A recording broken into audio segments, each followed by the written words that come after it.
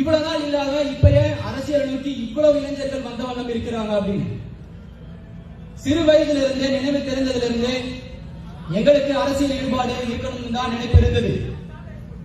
ஏன்னா எங்களுக்கு தெரிய வந்தது என்னவென்றால், நாம் கற்கும் கல்வி, உண்ணும் உணவு, உடுத்தும் உடை எல்லாவற்றிலும் ஏதோ ஒரு வகையில் அரசியல் இருக்கிறது என்று புரிய வந்தது. ஆனால் எங்களை சுற்றிய பெரியவர்கள் கூறியது, இந்த அரசியல் என்பதெல்லாம் சாக்கடைப்பா, சரி வராது என்று.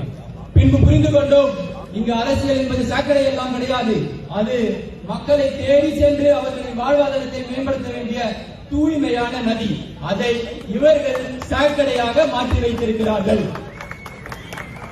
எனவே அந்த நிலைப்பாட்டில் இருந்த எங்களுக்கு தளபதியின் அரசியல் வருகை எப்படி இருந்தது தெரியுமா? அடிச்சாம்பர் ஆண்டவன் அப்பாயின்மெண்ட் ஆர்டர்